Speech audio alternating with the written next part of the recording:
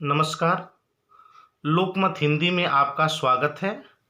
मैं काशी से आचार्य पंडित धीरेन्द्र मनीषी आप सबके बीच इस आमुख पटल पर आगामी इस वर्ष का जो दूसरा खग्रास चंद्र ग्रहण है उसी विषय को लेकर आपके बीच समुपस्थित हूँ। कार्तिक शुक्ल पक्ष पूर्णिमा के दिन 8 नवंबर 2022 चंद्र ग्रहण लग रहा है, जो हमारे भारत में भी दृश्य होगा।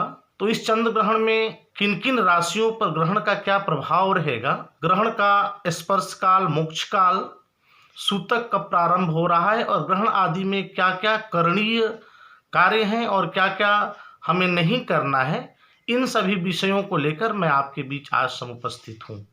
आज बड़ा सुखद संयोग मेरे लिए काशी में रहा कि राजस्थान के विद्वत वरेण्य आचार्य हम लोगों के गुरुजी पंडित तनसुख राम शर्मा जी का आशीर्वाद मिला। साथ ही साथ बड़े ही सहज सरल और वेद विभाग के विभागाध्यक्ष पंडित पतंजलि मिश्र जी का भी सानिध्य आज मिला, उनका भी आशीर्वाद मिला। और आज चूँकि समयाभाव नहीं रहा तो मैंने सोचा कि पहले से ही आपको यह इस आमुख पटल पर, लोकमत हिंदी के इस आमुख पटल पर आपको यह बता दिया जाए कि चंद्र ग्रहण में हमें किन किन करणीय कार्यों को करना है और क्या क्या हमें छोड़ना है और किन किन राशियों पे उसका क्या प्रभाव रहेगा। इन्हीं सभी विषयों को लेकर मैं आपके बीच आज उपस्थित होने का प्रयास किया हूँ। देखिए, 8 नवंबर को काशी के समयानुसार 5:09 से लेकर 6:19 तक शाम को चंद्र ग्रहण लगेगा। यह ग्रहण 1 घंटे 10 मिनट का है। समय में थोड़ा बहुत अंतर होता है, तो आप लोग यह मान के चलिए कि 5 बजे से लेके 6:30 बजे के बीच ग्रहण का काल है। 5:09 से 6:19 को हम अगर 5 से 6:30 माने तो हमें जानना चाहिए कि चंद्र ग्रहण के 9 घंटे पूर्व सूतक प्रारंभ हो जाता है। जैसा कि सूर्य ग्रहण वाले में भी मैंने आपको बताया था कि सूर्य ग्रहण में 12 घंटे पूर्व और चंद्र ग्रहण में 9 घंटे पूर्व सूतक काल प्रारंभ है। तो यदि हम 5 मानते हैं सायंकालीन, तो उसका 9 घंटा पूर्व 8 बजे, यानी सुबह के 8 बजे के बाद से सूतक काल प्रारंभ हो जाएगा। और 6:19 हम उसको 6:30 मानते हैं, तो 6:30 बजे तक ग्रहण का समय रहेगा। तो इस सूतक काल में भी हमने, जैसा कि सूर्य ग्रहण में बताया था, कि जो लोग बालक और वृद्ध को छोड़कर जो लोग शक्ति की अवस्था में हैं, शाक्त अवस्था में हैं, वे लोग फलाहार करें तो उत्तम है, पकवान न खाएं।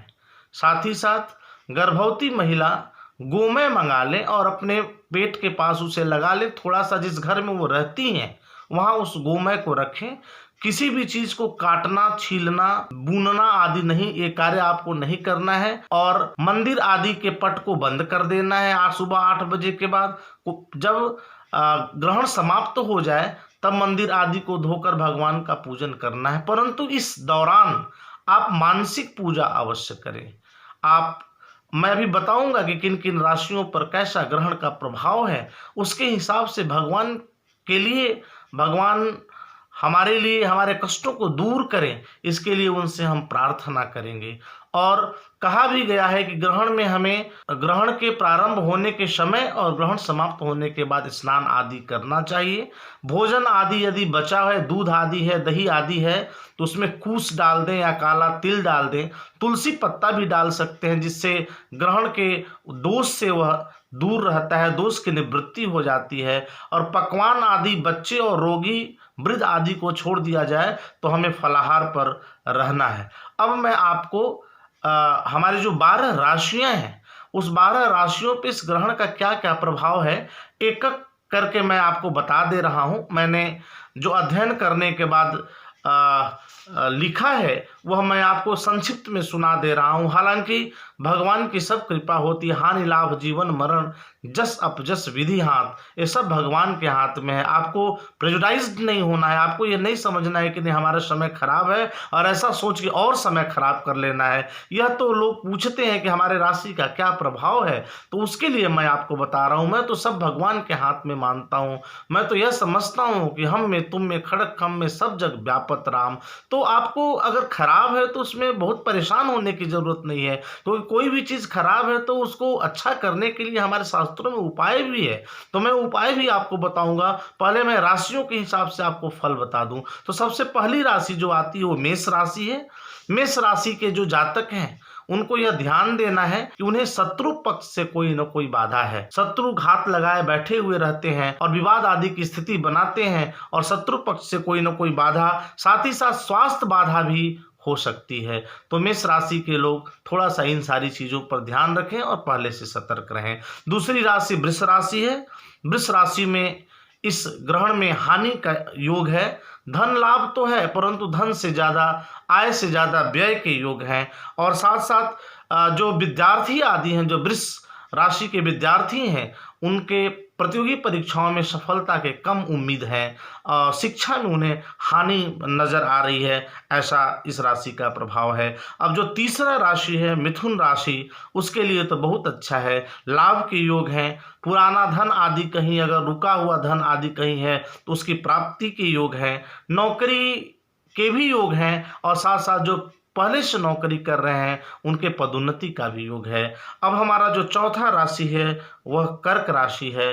कर्क राशि के जातकों के लिए सुख है परंतु स्वास्थ्य में थोड़ी बाधा है। तो कर्क राशि के जितने भी हमारे बंधु हैं वो अपने स्वास्थ्य के प्रति सचेत रहेंगे, स्वास्थ्य के प्रति थोड़ा ध्यान रखेंगे और तभी स्वस्थ रह पाएंगे। इसके बाद जो हमारा पांचवा राशि है वो सिंह राशि है। उसमें सिंह राशि के जातकों के लिए घरेलू संबंध में बड़ी मजबूती आएगी। साथ ही साथ वैवाहिक प्रगाढ़ता का कहने का मतलब यह है कि पत्नी के साथ बहुत अच्छे संबंध रहेंगे। प्रेम संबंध भी बहुत अच्छे हो सकते हैं सिंह राशि के जातकों के लिए। अब हमारा जो छठा राशि है वह कन्या राशि है। कन्या राशि के जातकों के लिए ग्रहण का जो फल है वो उत्तम नहीं है। हमारे पंचांग आदि में तो लिखा गया है कि मृत्यु तुल्य कष्ट होना है, और विवाद आदि की स्थिति बन सकती है। अगल बगल के जो विवाद हैं, पड़ोसियों से विवाद हो सकता है, अपने पट्टीदारों से, अपने गोत्र के लोगों से विवाद हो सकता है। तो ऐसे विवादों से बचने की जरूरत है। कन्या राशि के लोग इससे बचें। तुला राशि के बारे में बात करते हैं। तुला राशि के जातकों के पत्नी को पीड़ा है, स्त्री वर्ग को पीड़ा है, तो इस पर थोड़ा ध्यान देने की जरूरत है। पैसा खर्च करते समय भी आपको ध्यान देना है कि हम अनर्गल कहीं पैसा न खर्च करें या किसी को पैसा देना, अन्यथा फंसने के ज्यादा चांसेस बन रहे हैं। अब हम वृश्चिक राशि की तरफ चलते हैं। वृश्चिक राशि के लिए ग्रहण का फल बहुत उत्तम है। नए काम, नई नौकरी, नया पदोन्नति, इस तरह के योग बन रहे हैं। साथ ही साथ पूरे परिवार में खुशी का माहौल होगा। मांगलिक कार्य आदि भी हो सकते हैं। यह वृश्चिक राशि के ग्रहण का फल है। अब हम धनु राशि की तरफ चलते हैं। धनु राशि के लिए जो लोग नौकरी में हैं उनके लिए थोड़ा ठीक नहीं है। अफसरों से विवाद आदि हो सकती है। आपके जो सीनियर्स हैं उनसे विवाद आदि की स्थिति खड़ी हो सकती है। साथ ही साथ आप अपने पेशे और नौकरी के प्रति चिंतावत रहेंगे, चिंता करते रहेंगे। ऐसा फल धनु राशि के लिए है। अब हम मकर राशि के लिए चलते हैं। मकर राशि के लिए के जातकों के लिए व्यर्थ का भार, उनके मानसिक दबाव जिसको कहते हैं, ऐसा उनके लिए रहेगा। साथ ही साथ कार्यों का बहुत भार उनके सर पर रहेगा। इसके चलते वह व्यथा में रहेंगे, वह दुख में रहेंगे। ऐसा मकर राशि के जातकों के लिए ग्रहण का फल है। कुंभ राशि के जातकों के लिए सबसे अच्छा है, क्योंकि कुंभ राशि के जातकों के लिए जो ग्रहण का फल है उसमें जो योग आ रहा है वो लक्ष्मी प्राप्ति का योग है। और साथ ही साथ रिश्तेदारों से, अपने घर परिवार से बहुत मधुर और अच्छे संबंध होने का योग बन रहा है। अब हम अंतिम जो राशि है, जो मीन राशि, उसके लिए हम आपको बता दे रहे हैं कि उसका ग्रहण का फल यह है कि मीन राशि के जातकों को स्वास्थ्य पर अपने ध्यान देने की जरूरत है। साथ ही साथ धन क्षति के योग हैं और स्वास्थ्य क्षति का भी योग है। तो धन और स्वास्थ्य के प्रति मीन राशि के जो जातक हैं थोड़ा सतर्क रहेंगे। मैं एक आचार्य हूँ, एक शिक्षक भी हूँ, और आपके काशी का ज्योतिष अनुसंधान केंद्र का निदेशक भी हूँ। मैं बच्चों को बताते रहता हूँ कि भगवान के हाथ में सब कुछ है। हम लोग बता देते हैं कि ऐसा है, परंतु सब कार्यों के लिए, सब कैसी भी कोई बाधा हो, उस बाधा की निवृत्ति के लिए भगवान ने कुछ न कुछ उपाय हम भक्तों को बताए हैं, हमारे शास्त्रों ने बताया है। तो मैं इस आमुख पटल पर आपको यह बता दे रहा हूं कि जिन राशियों के लिए संकट है, समस्या है, वो ओम नमः शिवाय, क्योंकि भगवान शिव तो अमृत को पी जाने वाले हैं। हमारा कष्ट तो उनके सामने कुछ नहीं है। हम काशी विश्वेश्वर बाबा विश्वनाथ से प्रार्थना करते हैं कि हमारे जितने भी दर्शक मुझे देख रहे हैं, वे उन सबका भगवान कल्याण करें। उनके ऊपर अगर कोई कष्ट हो तो भगवान हर हर महादेव सब हर लें।